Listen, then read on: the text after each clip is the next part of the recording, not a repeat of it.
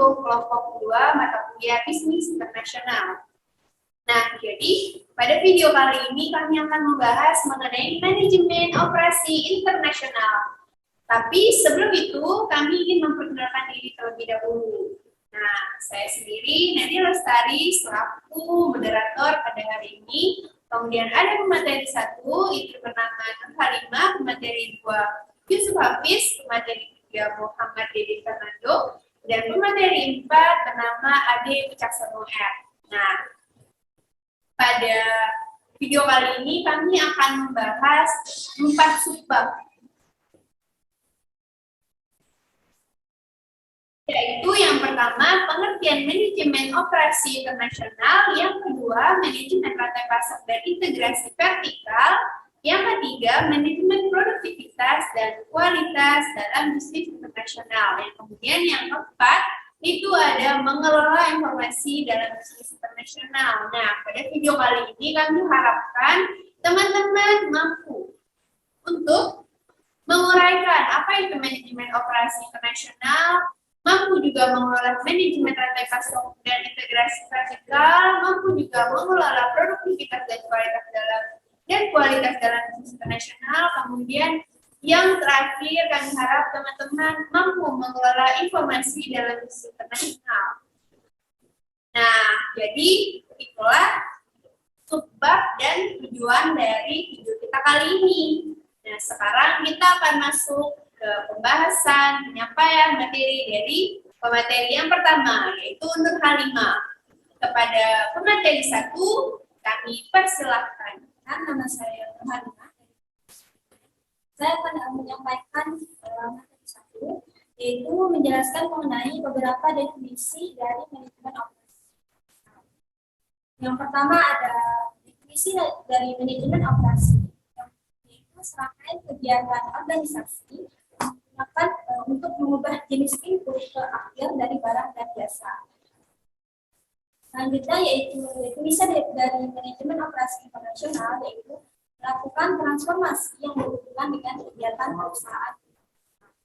Selanjutnya definisi dari manajemen rantai supply, yaitu kegiatan mengatur, proses dan langkah-langkah yang digunakan sebuah perusahaan oleh berbagai sumber daya yang dibutuhkan untuk membuat. Terus selanjutnya yaitu definisi dari integrasi kapital, yaitu sejauh mana sebuah perusahaan menyediakan sumber dayanya sendiri atau mendapatkan dari sumber yang lain. Selanjutnya yaitu faktor-faktor yang mempengaruhi keputusan atau ada beberapa faktor. Yang pertama ada size, yaitu ukuran. Yang kedua ada scope of operation, yaitu jangkauan operasi. Yang ketiga ada technological expertise, yaitu penguasaan teknologi. Yang keempat ada nature of product, yaitu lingkungan produk. Yang kelima ada cost, yaitu biaya. Yang keenam ada kontrol. Yang ketujuh ada risk, yaitu risiko. Yang kedelapan ada investment atau investasi. Yang kesembilan ada flexibility atau fleksibilitas. Terus selanjutnya yaitu faktor-faktor yang mempengaruhi pemilihan lokasi. Ada 4 faktor. Yang pertama yaitu isu terkait negara, sumber daya, biaya, infrastruktur, dan pengaruh negara asal. Yang kedua yaitu isu terkait produk, meliputi rasio bobot terhadap nilai, teknologi, umpan balik, dan pelanggan. Yang ketiga ada kebijakan pemerintah, meliputi stabilitas proses politik, kebijakan perdagangan nasional, dan pengembangan perekonomian. Yang keempat ada isu keorganisasian, yaitu meliputi strategi bisnis, struktur organisasi, kebijakan manajemen persediaan.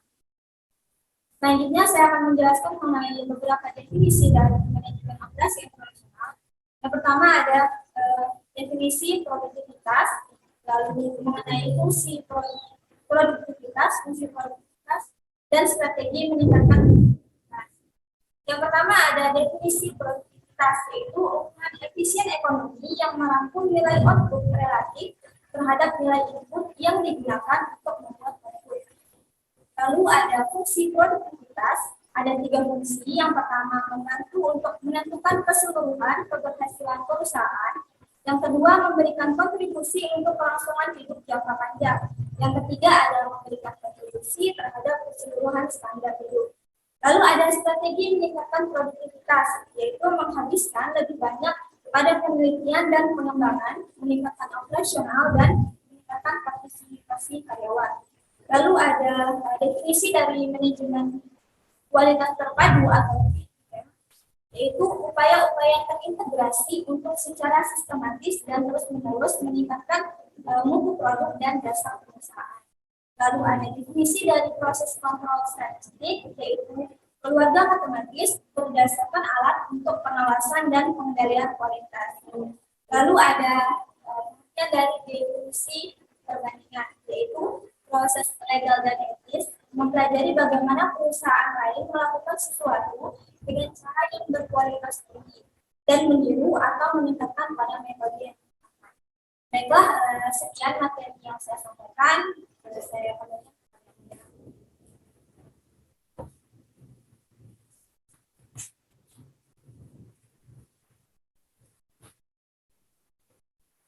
Nah, jadi pengertian-pengertian dalam manajemen operasi internasional. Dapat kami simpulkan bahwa manajemen operasional adalah serangkaian kegiatan organisasi menggunakan untuk mengubah jenis input ke akhir dari barang dan jasa. Nah, manajemen operasi internasional melakukan transformasi yang berhubungan dengan kegiatan perusahaan secara internasional. Kompleksitas dalam manajemen operasi internasional meliputi yang pertama ada sumber daya, kemudian yang kedua ada lokasi, dan yang ketiga ada logistik. Nah, selanjutnya kita akan membahas mengenai manajemen rantai pasok dan integrasi vertikal. Nah, materi ini akan disampaikan oleh pemateri kedua, yaitu Yusuf Hafiz. Kepada pemateri kedua, kami persilakan.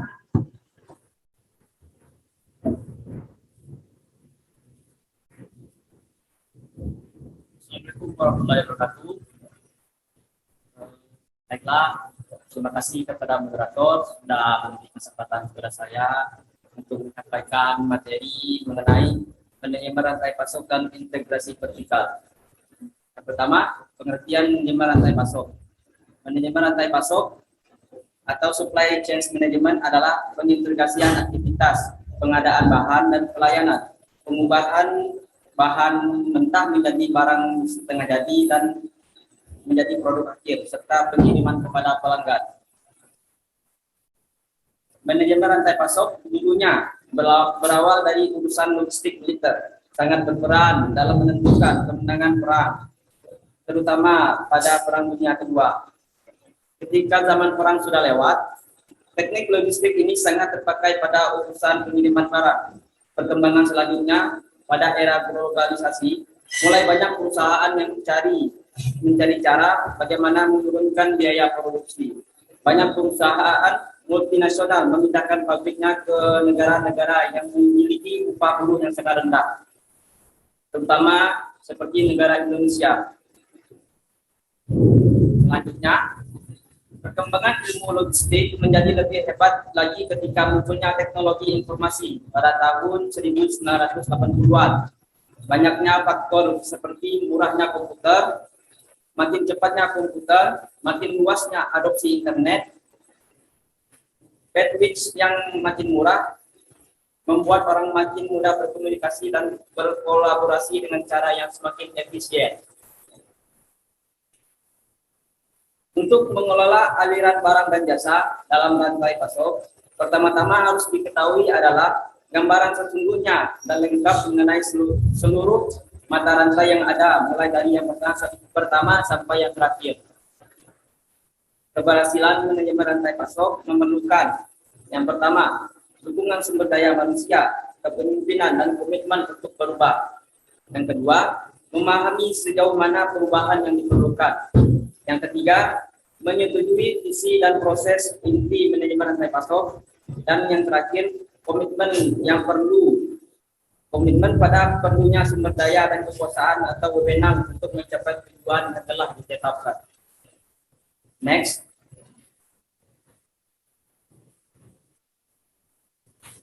Proses bisnis inti manajemen rantai pasok meliputi Yang pertama, Customer Relationship Management. Yang kedua, Customer Service Management. Yang ketiga, Demand Management. Yang keempat, Customer Demand Fulfillment. Yang kelima, Manufacturing Flow Management. Yang keenam, Procurement. Yang ketujuh, pengembangan produk dan komersialisasi. Dan terakhir ada return. Next, selanjutnya.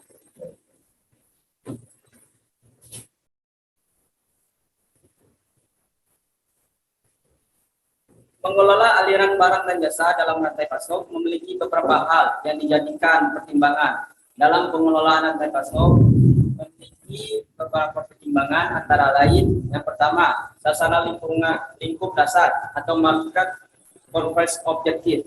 Yang kedua, perilaku pembelian pelanggan. Yang ketiga, distribusi atau tipe pendistribusian. Adapun cara untuk mengukur tujuan dari kinerja, yang pertama, untuk menciptakan proses penyampaian atau delivery. Yang kedua, melakukan streamlining of information flow. Yang ketiga, cash flow yang baik pada setiap channel dan rantai pasok. Dan terakhir, menurut Hazard dan Render dalam kurung 2005-29-13, perusahaan harus memutuskan suatu strategi rantai pasok dalam memperoleh barang dan jasa dari luar. Beberapa strategi tersebut antara lain, yang pertama, banyaknya pemasok.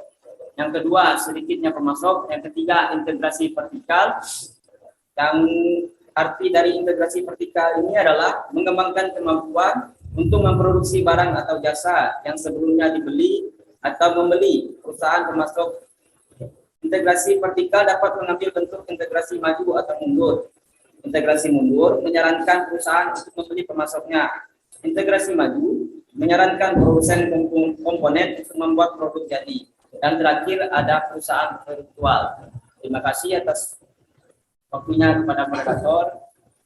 Ya, saya kembalikan semuanya kepada moderator. Sekian dan terima kasih. Nah, itulah penjelasan materi dari sebab manajemen rantai pasok dan integrasi vertikal. Kesimpulannya, manajemen rantai pasok adalah pengintegrasian aktivitas pengadaan bahan dan pelayanan, pengubahan menjadi barang setengah jadi dan produk akhir, serta pengiriman ke pelanggan. Tujuannya adalah untuk membangun sebuah rantai pemasok yang memusatkan perhatian untuk memaksimalkan nilai bagi para pelanggan. Nah, produktivitas adalah ukuran kinerja ekonomi, perbandingan antara jumlah hasil produksi dan jumlah sumber daya yang dipakai untuk produksi itu sendiri. Nah, selanjutnya itu subbab penyampaian sebab mengelola produktivitas dan kualitas bisnis internasional. Pada sebab kali ini akan dijelaskan dan dipaparkan oleh pemateri yang ketiga, yaitu Muhammad Dede Fernando. Kepada saudara pemateri ketiga, kami persilakan. Baik, terima kasih kepada moderator atas waktu yang diberikan. Sekali lagi, perkenalkan nama saya Dede Fernando dari kelas 19 Manajemen 1. Pada kesempatan kali ini, saya akan memaparkan tentang subbab, yaitu mengelola produktivitas dan kualitas bisnis internasional. Menurut Dewan Produktivitas Nasional, dalam USEM 2002 pada halaman 9 menjelaskan bahwa produktivitas mengandung arti sebagai perbandingan antara hasil yang dicapai output dengan keseluruhan sumber daya yang digunakan input. Produktivitas adalah ukuran kinerja ekonomi, perbandingan antara jumlah hasil produksi dan jumlah sumber daya yang dipakai untuk produksi tertentu. Semakin sedikit sumber daya yang dibutuhkan dalam produksi, semakin tinggi produktivitas dan semua pihak beruntung. Selanjutnya yaitu total equality atau total quality management dalam kurung TQM mencakup semua aktivitas yang menyediakan produk berkualitas ke pasaran. TQM mempertimbangkan semua bagian dari bisnis konsumen, supplier, dan karyawan. Pendekatan strategi dari TQM berawal dari fokus konsumen, mencakup metode-metode menentukan keinginan konsumen untuk kemudian mengarahkan semua sumber daya perusahaan dalam rangka memenuhi keinginan tersebut. TQM mencakup 4 aktivitas manajerial dasar. Yang pertama yaitu merencanakan kualitas, yang kedua mengorganisasikan kualitas, yang ketiga mengarahkan kualitas, dan yang keempat yaitu mengendalikan kualitas. Adapun alat bantu TQM meliputi yang pertama yaitu analisis value added, yaitu mengevaluasi semua aktivitas kerja, alur material, dan kertas kerja dalam rangka menilai kegunaan yang diterima oleh konsumen. Yang kedua yaitu statistical process control (SPC), yaitu metode di mana data dikumpulkan dan variasi aktivitas produksi dianalisis dalam rangka menentukan perlunya perbaikan aturan. Contohnya adalah studi variasi proses dan bagan kendali. Yang ketiga yaitu studi kualitas atau biaya, mengidentifikasikan biaya lancar dari perusahaan dan meningkatkan area di mana perbaikan bisa menghasilkan potensi penghematan biaya terbesar terkait dengan menemukan, memperbaiki, atau mencegah barang dan jasa yang baik yang bisa muncul dari kegagalan internal yang terjadi selama produksi dan barang masih berada di dalam dan kegagalan eksternal yang terjadi setelah barang berada di luar atau di pasaran. Alat bantu yang keempat yaitu Team Quality Improvement atau TI adalah kelompok kerjasama dari pekerja yang berasal dari berbagai area kerja yang bertemu secara rutin dalam rangka mendefinisikan, menganalisis, dan menyelesaikan masalah produksi umum dengan tujuan meningkatkan metode kerja mereka sendiri dan juga produk yang mereka hasilkan. Alat bantu yang selanjutnya yaitu benchmarking, yaitu meningkatkan hasil produksi atau prosedur bisnis perusahaan dengan cara membandingkan terhadap kinerja masa lalunya atau praktik terbaik dari perusahaan lainnya. Dan yang terakhir yaitu lebih dekat kepada konsumen. Maksudnya di sini yaitu proses menjaga kontak erat dengan konsumen dan mencari cara untuk menjamin bahwa perusahaan menyediakan nilai dan kualitas yang diinginkan pada produk-produk yang dipakai oleh konsumen. Saya rasa cukup sekian pemaparan materi dari saya. Apabila ada salah kata, saya minta maaf. Saya kembalikan ke moderator. Terima kasih.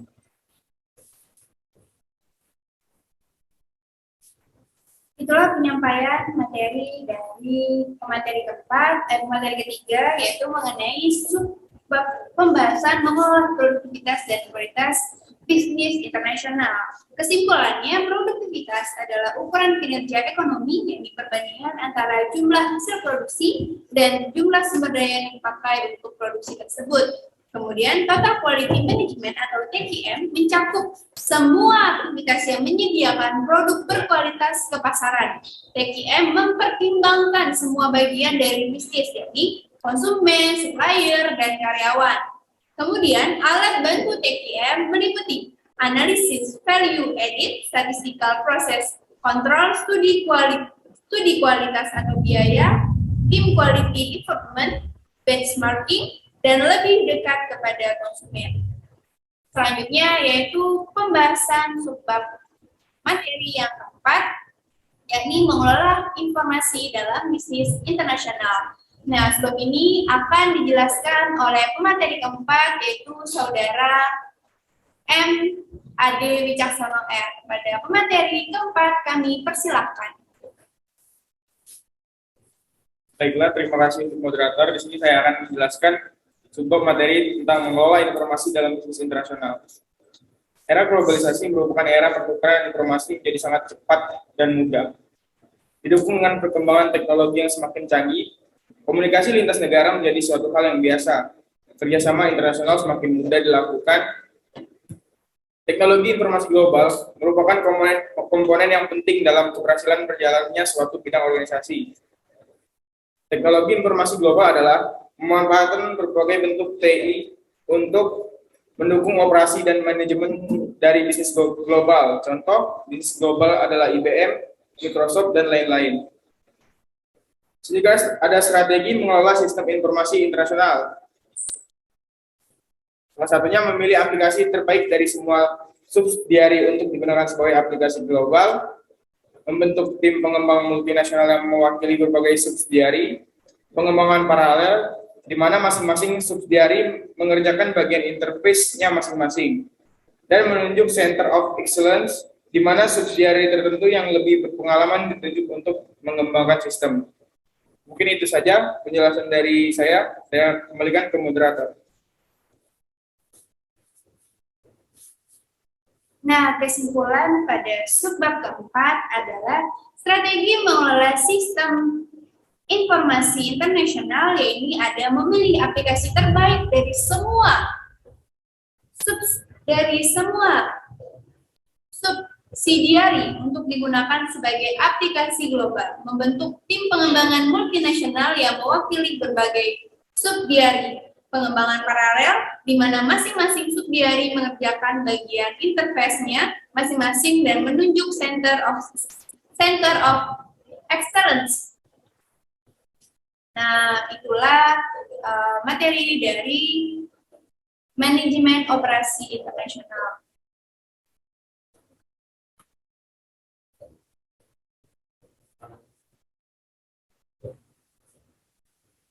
Nah, itulah pembahasan dari materi manajemen operasi internasional. Kalau teman-teman ada pertanyaan, langsung tulis saja di kolom komentar. Thank you, bye-bye.